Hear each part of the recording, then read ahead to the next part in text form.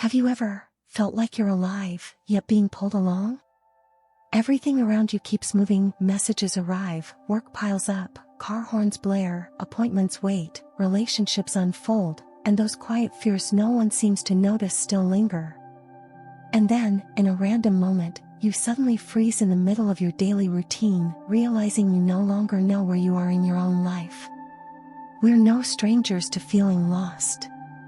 Lost between what we have to do and what we truly need. Lost between logic and emotion. Lost between what we think we want and what a quiet voice deep inside keeps calling us back to. But sometimes, right in the heart of that confusion, if you just pause for a moment, take one mindful breath, you may find a path leading back, inward. Today, we begin a journey together, starting from a very human story. The story of Sam, a scientist who once got caught in a whirlwind that felt impossible to escape. And then, step by step, breath by breath, flicker by flicker, he found his way back to himself. If this message resonates with you, leave a heartfelt comment, let us know you're here. Subscribe to the channel so you won't miss the next healing journey.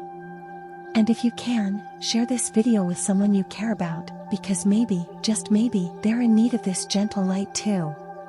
Now, let's take a quiet moment to listen as the story begins. On a snowy night with a forgotten lock. Part 1, Humans, a fragmented puzzle. Breaking into your own home and discovering a painful truth.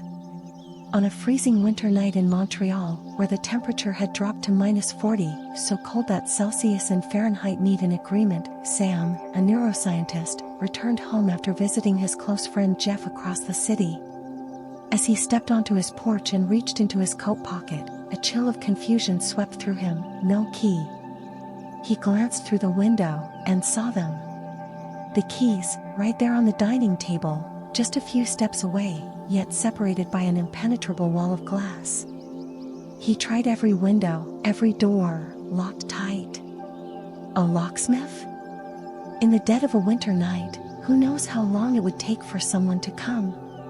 Going back to Jeff's place wasn't an option either, because Sam had an early flight to Europe the next morning. His passport, luggage, everything he needed was locked inside. In despair, Sam found a large rock, smashed the basement window, cleared the shards of glass, and crawled through, breaking into his own home. He temporarily patched the hole with cardboard, thinking he'd call someone to fix it tomorrow, and told himself the whole ordeal might still be cheaper than hiring a locksmith. But that was only the beginning of the chaos. The next morning, sleep-deprived, anxious, and mentally foggy from the events of the night and the busy day ahead, Sam headed to the airport, completely unaware that his passport was still sitting on the table. By the time he realized, it was too late. He drove 40 minutes back through the snow to get it, then rushed back to the airport. He arrived just on time, but his seat had already been reassigned. The result? Sam spent an 8-hour flight wedged in the very back of the plane, next to the toilet. And the cruel irony? Sam, someone who deeply understood how the brain works under stress, was betrayed by his own. In moments like these, cortisol, the stress hormone, floods the brain, blurring reasoning, scrambling thoughts, and triggering instinctive, reactive behaviors instead of thoughtful responses. This wasn't just an unfortunate mishap. It was a vivid illustration of how stress can unravel our cognitive system from the inside out. The Buddha and our inner turmoil. Over 2,500 years ago, the Buddha described this same phenomenon, though in different words. He called it ignorance, avijja. Not ignorance in the sense of lacking information, but a mental fog, delusion, that clouds our ability to see the true nature of things, to recognize what brings real peace, and what leads to suffering.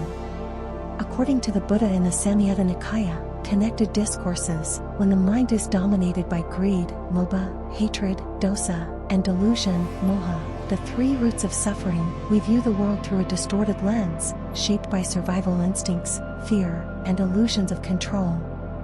The Buddha said, when the mind is influenced by greed, hatred, and delusion, one cannot see what is truly beneficial for oneself or for others. Ignorance isn't a lack of facts. It's the absence of inner light, the lack of mindfulness, causing us to live in reactive patterns rather than wise awareness. That's why, when a person is stressed, just like when trapped in ignorance, they lose the ability to make clear decisions. The brain locks into fight or flight mode, and all they can do is repeat old patterns, often the wrong ones. This explains why even someone like Sam, a neuroscientist or a practitioner of Buddhism, can still fall into confusion when mindfulness is missing.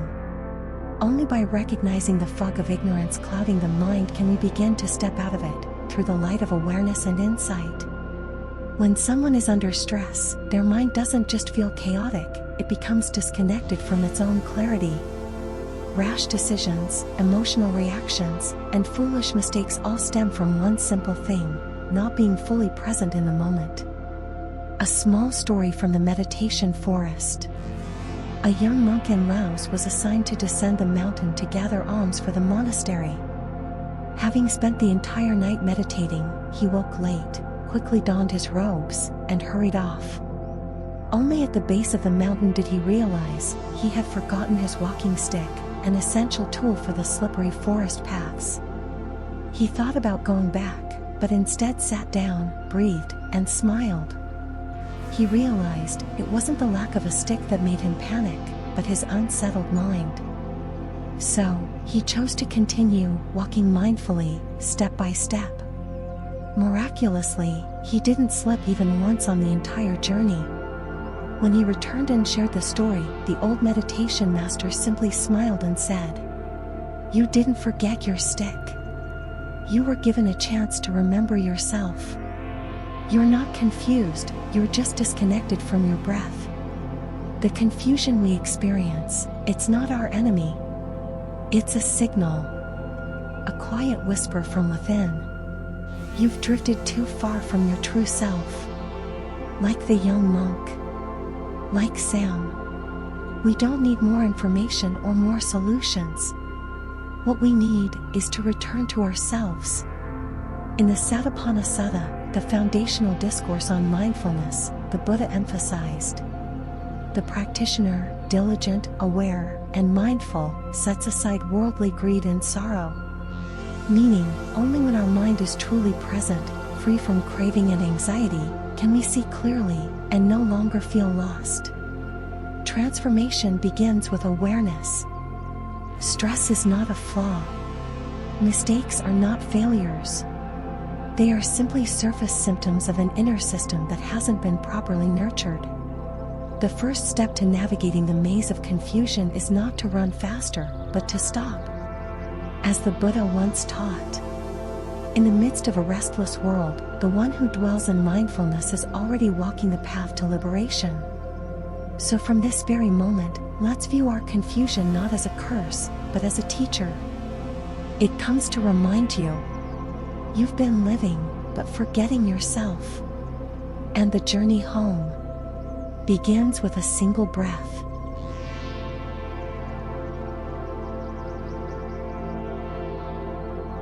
Part 2, Buddhism and Stress. Pre-mortem, a mirror before the storm. After the chaotic chain of events that led to his passport mishap, Sam shared the story with his colleague and Nobel Prize-winning psychologist, Daniel Kahneman. Caught between embarrassment and frustration over his series of mistakes, Sam was surprised when Danny smiled gently and introduced a psychological tool he greatly valued, the pre-mortem. Unlike a post-mortem, where we investigate the cause of a failure after it happens, a pre-mortem assumes that the upcoming plan, project, or decision has already failed, and then asks, what went wrong? The idea was pioneered by Gary Klein, a psychologist specializing in decision-making in high-pressure situations. The pre-mortem helps people avoid blind optimism by mentally projecting into a worst-case scenario, then working backward to identify the possible causes. For example, if you're about to take an important business trip, a pre-mortem might ask, imagine you missed your flight, what happened? Did you underestimate the travel time? Did you forget your passport again? From that imagined failure, you create better safeguards, wake up 30 minutes earlier, place the passport in a zippered pouch the night before. In Buddhism, this perspective is akin to vipassana, the insight into impermanence and interdependent causality. Instead of waiting for suffering to arrive, we learn to see every event as a part of a flowing chain of causes and conditions.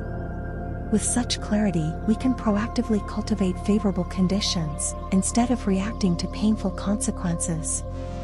Systems are not just for engineers, but for the mindful. Under stress, the brain floods with cortisol, clouding our judgment. But when we have clear and simple systems in place, the mind doesn't have to make decisions during moments of tension. Real-life examples. Where do the keys go? On a dedicated hook next to the door. Passport and important documents? In a specific drawer, with digital backups in the cloud. Daily medication? Stored in a weekly pill organizer by time and day. The Buddha once taught, an untrained mind is like a monkey jumping from branch to branch.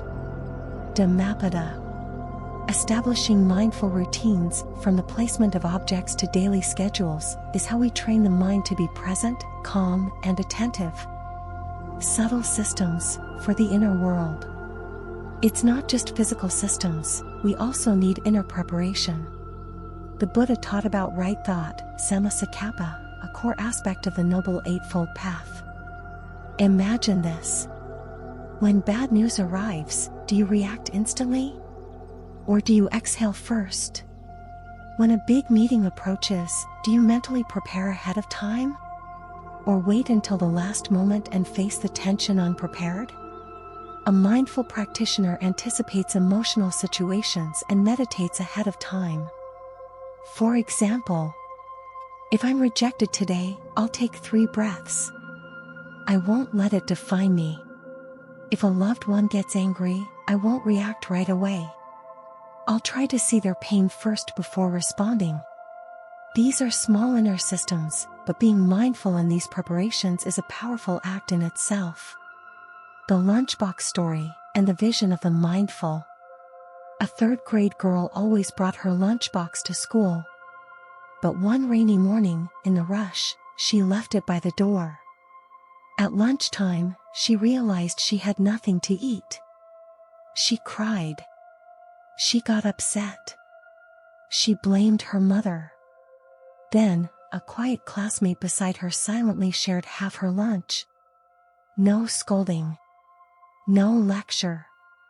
That afternoon, the girl went home, packed her lunch herself, placed it directly inside her backpack, and stuck a note that read, "Don't forget this." That little girl had never heard of a premortem. She hadn't studied Buddhism. But that day, she took her first small step into mindfulness. And you can too, through small, conscious preparations in everyday life. Practice exercise, 3 mindfulness systems to try today. Object placement system, assign a clear, fixed place for each essential item, keys, wallet, documents. Use labels or color coding to support your spatial memory. Emotional backup system, write down 3 affirmations you can say to yourself when you feel rejected, anxious, or hurt. Keep them in your wallet or phone. Suggestions. This too shall pass. Breathe. Be here now. I am not my mistakes. Breathing system, before every meeting, message, or important email, take 3 deep breaths. Just 15 seconds, but it can completely shift your inner state. Preparation is not about control, but flexibility.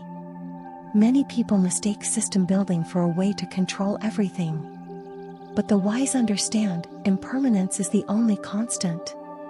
We prepare, not to feel invincible, but to be free amid uncertainty. Like a Zen gardener clearing the yard before the rain, not because they fear the rain, but because clean soil allows the rain to nourish flowers, not wash them away. The Buddha once said, "A wise person is like a skilled boatman, not waiting for calm waters to row, but learning to steer in any current." And you can be that person too. The journey of preparation doesn't steal your time. It gives you back the power to own your inner time.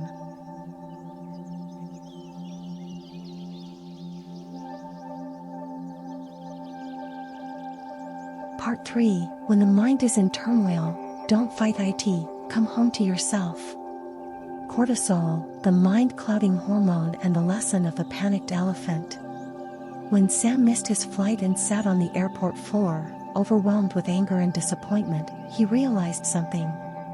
He knew how cortisol works. He understood how it affects the hippocampus, the part of the brain responsible for short-term memory and orientation, yet he still got swept away by it. Why? Because knowing is not the same as living that truth. In Buddhism, the Buddha compared the mind to a wild elephant. If untamed, it tramples everything in its path, including the one who rides it. Stress, fear, and pressure are like whips that send the elephant into a frenzy. And the harder we try to yank on the reins, the wilder it becomes. To calm the elephant, the first step is this: stop hitting it. Stop demanding that you stay calm, not panic or control your emotions. Instead, do the one thing the Buddha always advised: return to the breath. Mindfulness, do nothing, just be there. It sounds simple, but it's one of the hardest things to do. Just breathe, and know that you are breathing. When your mind is tangled, what you need is not analysis, logic, or a quick fix.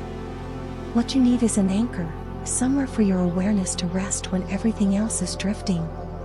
And the breath is that anchor.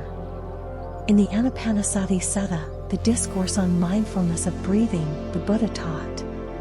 Breathing in, the monk knows, I am breathing in a long breath. Breathing out, he knows, I am breathing out a long breath. No judgment. No need to change anything. Just honest, gentle observation. Why does this work? Because when you bring your mind back to the present, you unplug from the storm of what-ifs and regrets. You stop feeding the chaos and reconnect with yourself. A story of spilled tea and a steady mind. A young meditation student, during afternoon tea with the master, accidentally spilled his cup of tea onto his lap. Embarrassed, he mumbled an apology, his face flushed. The teacher said nothing. He simply poured another cup, placed it in front of the student, and asked, "The tea has spilled, has your mind spilled with it?" The student looked up. The panic in his eyes softened. He breathed and smiled. Such a small moment, but had the teacher reacted with criticism, the student's mind might have spiraled further. Sometimes, silent presence is the most powerful light to guide someone back to themselves. Practicing doing nothing, the art of surviving inner storms. Imagine standing in a heavy rainstorm. You have no umbrella, no raincoat. Everything is soaked. Your instinct is to run, to curse the weather, to shrink away from the discomfort. But then, you stop. You stand still. You feel the raindrops on your face. The chill.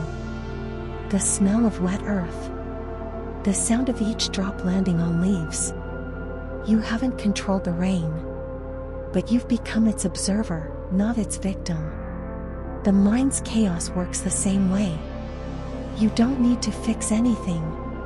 Just stop. Watch. And trust that, like the rain, it will pass. Practice. When everything feels chaotic, try these 3 steps. Pause and take 3 breaths. Place your hand on your chest. Close your eyes. Breathe in deeply, breathe out fully, just to feel that you're still here. Ask a simple question. What is the most real thing in this moment? Maybe it's the sound of a fan, the trembling of your hands, or the tightness in your chest. Just name it. Say something gentle to yourself. I don't need to fix anything right now. Or, just being here is enough. No one is perfect, and you don't have to be either. In the Dhammappada, the Buddha said, Wherever you go, carry a mind free from hatred. And the first step to not hating others is to stop hating yourself. You are not overwhelmed because you're weak. You are overwhelmed because you're human.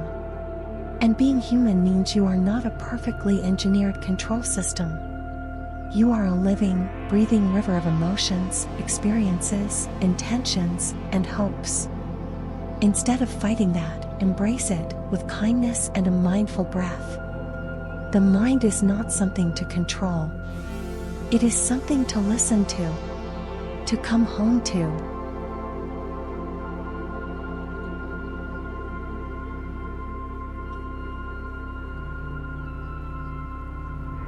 Part 4, Wisdom After Chaos, the Art of Transformation. After the storm, don't rush on. One morning, after a quiet night of rain, a Zen master took his student for a walk through the garden. The leaves were still wet, the air damp but fresh. The master asked, "Do you notice anything different from yesterday?" The student replied, "The garden looks cleaner. It feels like everything has been washed." The master nodded. Just like your mind. When inner chaos passes, and you pause for a moment, you'll see things don't return to how they were. They become cleaner, quieter, and more real. Confusion, when met with mindfulness, is not a flaw, but fertile ground for wisdom. The mindful post-mortem, not to blame, but to learn. If a pre-mortem imagines failure in advance to prepare, a post-mortem reflects after the fact. But unlike guilt, self-criticism, or blame, a mindful post-mortem is the act of a practitioner, to look back with gratitude and compassion. Ask yourself, at what point did I lose connection with myself? What did I learn about my own limits, habits, or unconscious patterns? If I face that again, how would I want to show up? Not to fix the past, but to harvest wisdom from the soil where pain once grew. The story of the broken mirror. A young monk, while cleaning the temple, accidentally dropped and shattered an antique mirror. He panicked, pale with fear, expecting to be scolded. The head monk walked by, paused, and simply smiled. You can gather the broken pieces, not to restore the old mirror, but to see that it was never perfect. And now, perhaps, you can create a beautiful mosaic, if you know how to arrange them. We are the same. Every time we break down, fail, or fall apart, it can become material for a new kind of wisdom. Not textbook wisdom, but wisdom shaped by lived experience, by falling and rising again. Self-compassion, the deepest healing energy. There is a kind of soft wisdom. The kind that forgives yourself. Not everyone can do this. People often find it easier to forgive others than themselves. Because deep inside, a voice whispers, "You should have done better." But the Buddha taught, no one in the universe is more worthy of your love than yourself. Metta Sutta. Compassion is not just something you give to others. It's an energy that returns inward, embracing all the broken parts within. When you look back on a mistake, a moment of chaos, a painful choice, place your hand over your heart and whisper, "I'm just a human, learning how to awaken." 3 things you can do after a meltdown. Rewrite the story, as if you're a best friend. Imagine your closest friend went through the exact same situation. What would you say to them? Write it out, and then read it, as if you're speaking to yourself. Create a lessons learned box. Write down what you learned after each chaotic moment. Fold it up, place it in a box.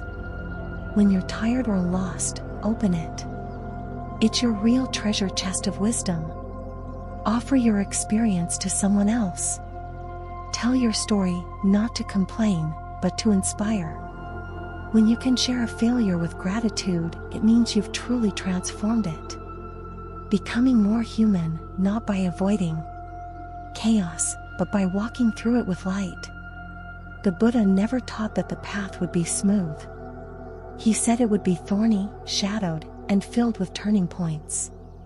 But if we walk with mindfulness, with compassion, with insight, then every step becomes part of awakening. Confusion is not a dead end.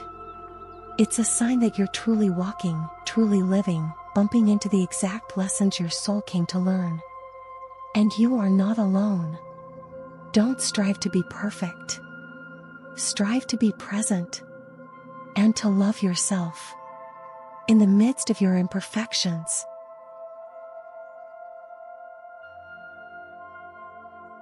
We've walked together through 4 chapters, from the everyday moments of confusion, to mindful preparation, to weathering the inner storms, and finally, to the art of transformation.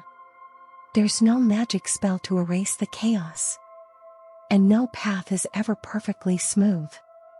But if there's just one thing you carry with you from this journey, let it be this: you don't need to be perfect to be loved. You only need to show up, truthfully, for yourself. Whether it's a forgotten key, a quiet tear, or a shattered mirror, each one can become a light. If you pause long enough, you'll see. The turmoil within you was never wrong. It was simply an invitation to come home. If something in this video touched your heart, please share it with a loved one, a friend, or someone who might need comfort when words just aren't enough. And don't forget to subscribe so you won't miss the next journey, where we'll keep walking more gently, more deeply, and more honestly each day. Thank you for being here. Thank you for choosing to live deeply in a world that moves too fast.